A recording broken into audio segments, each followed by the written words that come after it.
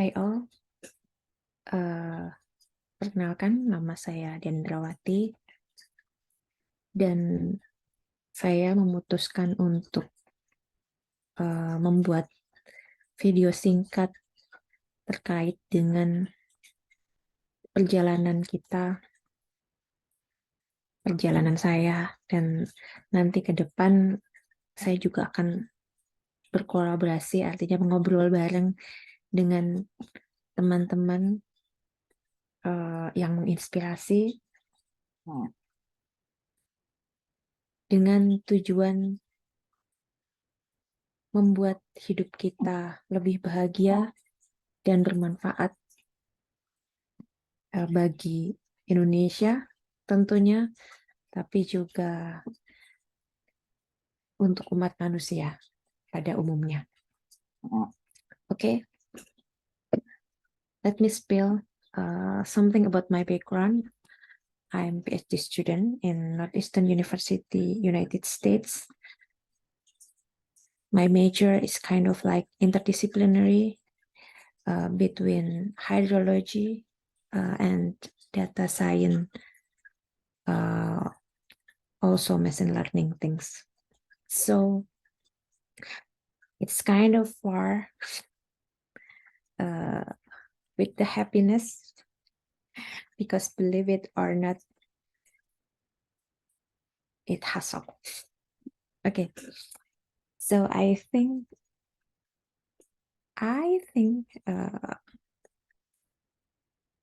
not bad if I can share how I became still sane and still happy with you all guys.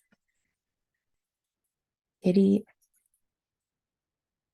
percaya atau enggak, video ini saya buat utamanya sebagai terapi, jadi healing time saya dari semua kesibukan saya yang tidak masuk akal. Dan yang kedua adalah sebagai media untuk sharing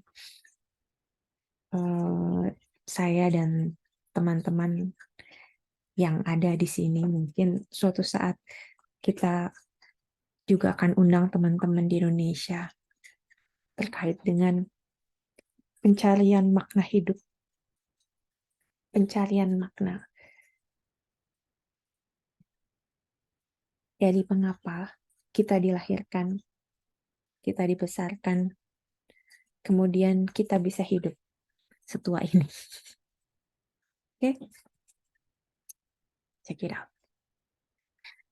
Okay, my first question, maybe you also think about the same thing. Kenapa ambil PhD di US? There's a lot of opportunity out there, you know, like kalau mau ketemu dengan model yang sangat keren, model iklim yang sangat keren dengan sistem machine learning dan sebagainya, why I'm not going to Europe, let's say German, Belanda, Denmark, name it. Europe countries like have very good at the climate model system. Atau mungkin bisa ke Jepang karena lebih dekat budayanya dengan kita. Atau bisa ke Australia, let's say, karena lebih dekat, hanya 3 jam dari Bali. Atau bisa ke Singapura.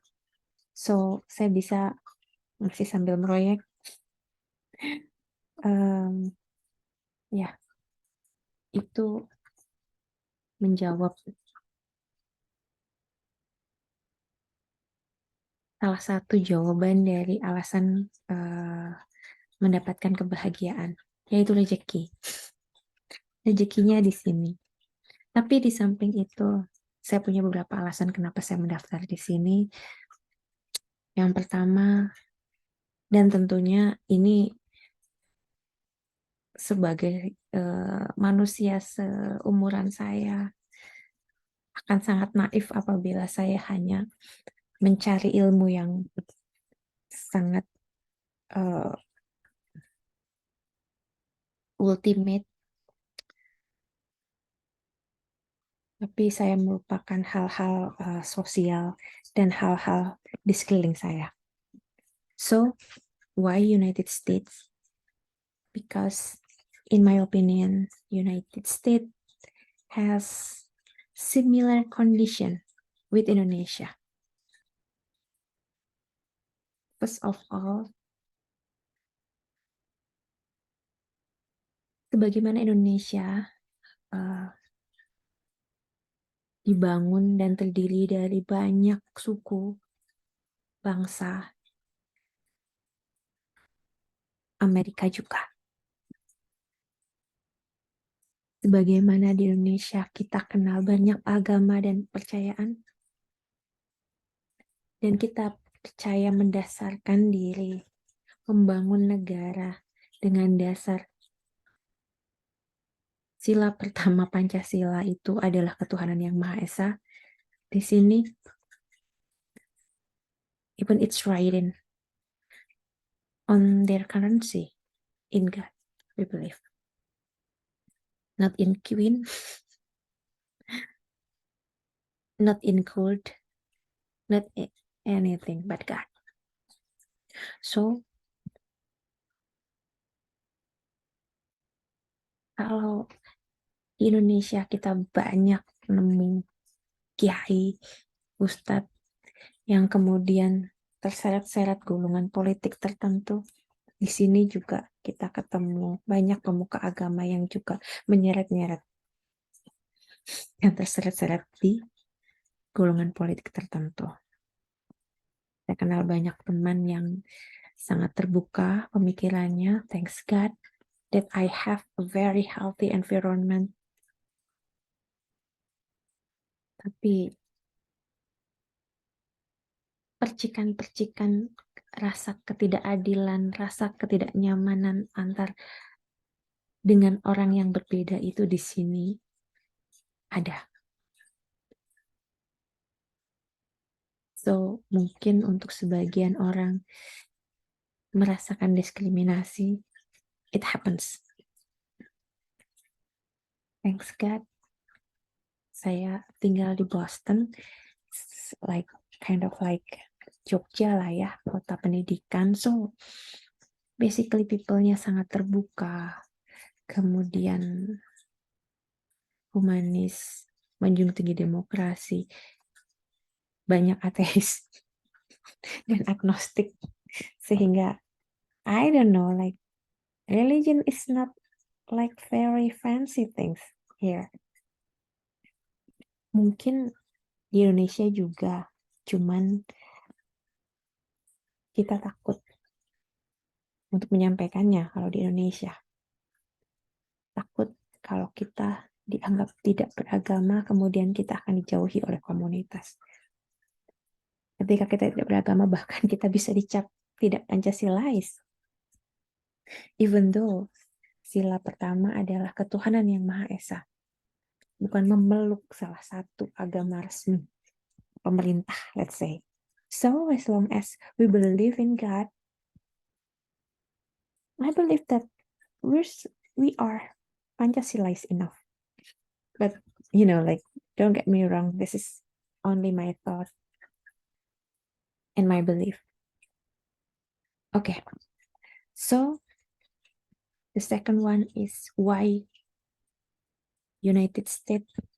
Karena kita sama-sama memilih dan percaya bahwa demokrasi adalah cara kita mencapai tujuan bersama. Tujuan nation goal. Kita percaya. Kita tidak percaya dengan kerajaan. Kita tidak ingin diktatorisme. Kita percaya demokrasi. Demokrasi membawa banyak konsekuensi, yes. Di sini tingkat pemilih pemula let's say anak-anak muda juga sudah malas berurusan dengan politisi yang plan. Di sini anak muda relatif rata-rata juga, well, ingin kaya, to be bold, instead of pengen sesuatu atau tertarik membicarakan politik. Berbeda dengan generasi kita mungkin 30-40-an tahun yang di sini juga sama. Sudah mulai, maksudnya tertarik membicarakan politik dan terbuka sekali tentang pilihan dan sebagainya. Anak-anak muda lebih tertarik pada permasalahan LGBTQ, let's say, bagaimana kita mendapatkan hak yang setara,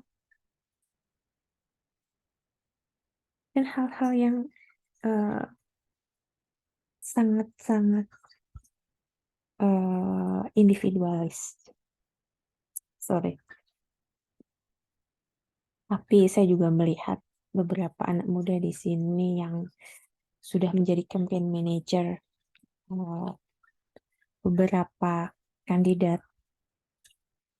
Anak-anak muda yang percaya bahwa demokrasi harus diperjuangkan. Dan saya juga melihat itu di Indonesia. So, basically kita percaya demokrasi adalah cara kita mencapai tujuan bangsa. Dan yang ketiga, saya melihat bahwa kita punya masalah yang sama, kemiskinan, pemerintahan, good government, corruption, climate change, teknologi, name it. Bahkan saya berpikir bahwa gap antara US dan Indonesia itu tidak ada. Bahkan lebih jauh gap saya dengan gap orang tua saya. Bagaimana kita sulit memahami cara berpikir orang tua. Itu jauh lebih jauh daripada gap yang masalah yang kita negara berdua ini alami. Oke. Terus kalau udah sama, bedanya apa? Kenapa ini negara bisa jadi developed country? Kenapa orang-orang kaya muncul di sini, orang-orang pintar kenapa ngumpul di sini dan bukan di Indonesia? Kenapa kita selalu ketemu masalah kayak seakan-akan ya? Let's say kayak seakan-akan kita selalu ketemu masalah di Indonesia itu korupsi, partai politik, etc. Kayak nggak ada yang benar gitu. Satu hal setelah saya pelajari, setelah saya pikirkan bahwa kita itu suka sembunyi-sembunyi, kita itu suka malu-malu, kita suka main di gelap-gelapan. Sehingga yang bagus itu, yang indah, yang baik itu jarang terekspos. Padahal banyak, trust me, banyak. Dan pergerakan itu saya lihat sudah mulai berubah di kalangan anak muda. Mereka lebih frontal dengan kekuatan sosmed dan sebagainya.